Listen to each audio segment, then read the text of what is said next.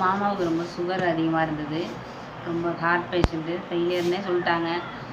அவ்வளோதான் அப்படின்னு நினச்சி எல்லோரும் ரொம்ப பயந்தோம். சார் இந்த மருந்தை சொன்னாங்க. வாங்கி கொடுத்த பிறகு ஹார்ட்டு ரொம்ப ரெக்கவர் ஆகிருக்கு, நல்லா இருக்கிறாங்க. அவ்வளோதான் அப்படின்னு நினச்சாங்க. நம்பிக்கை கிடச்சிருக்கு, நல்லா இருக்கிறாங்க. சுகரும் ரொம்ப குறைஞ்சிருக்கு. 500 தாண்டி இருக்க சுகர் இன்றைக்கி 200 வந்திருக்கு.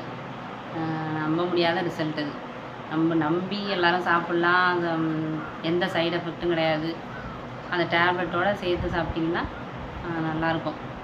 நல்ல மருந்து. நான் நம்பலை முதல்ல. பார்த்து எல்லோரும் போகுது முடிஞ்சுது அப்படின்னு இருந்தவங்க இன்றைக்கி நல்லா இருக்கிறாங்க. நல்லா இருக்குது மருந்து. எல்லோரும் சாப்பிடுங்க, சாப்பிட்டு பயன்பெறணும்.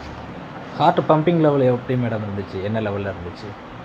26% தான் இருக்குதுன்னு சொன்னாங்க. 74% இல்லை, அவங்க அந்த செயல்பாடு இல்லைன்னு சொன்னாங்க. இனிமேல் அது இன்க்ரீஸ் ஆகிறதுக்கு வாய்ப்பு இல்லை அப்படின்னு சொல்லிட்டாங்க. ஆனால் இன்றைக்கி நம்பவே இல்லை. எந்திரிச்சு நடக்கவே மாட்டாங்க, நடக்கிறாங்க, பேசுகிறாங்க, நல்லா இருக்கிறாங்க, சாப்பிட்றாங்க. அவ்வளோதான்னு பெரிய பெரிய ஹாஸ்பிட்டல்லேருந்து ட்ரீட்மெண்ட் பண்ணிவிட்டு நிறைய செலவு பண்ணி அவ்வளோதான் சொல்லி வீட்டில் கொண்டு வந்து வச்சுட்டோம். இவ்வளோதான் முடிஞ்சுது. எல்லோரும் சொந்தக்காரமாக வந்து பார்த்துட்டு தான் போனாங்க. அவ்வளோதான், இனிமேல் அவங்களுக்கு நல்லது கெட்டதை வாங்கி கொடுங்கன்னு தான் சொன்னாங்க. ஆனால் அதை தாண்டி அவங்க எந்திரிச்சிருக்கிறாங்கன்னா எங்கள் ஊரே எல்லோரும் அதிசயமாக ஆச்சரியமாக வந்து அது என்ன வருதுன்னு கேட்குறாங்க இன்றைக்கி.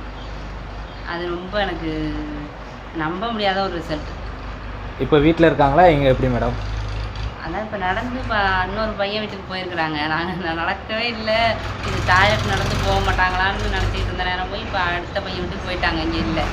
சரி மேடம். சாரும். அவங்க பேர், ஊர்? நடராஜன். சரி.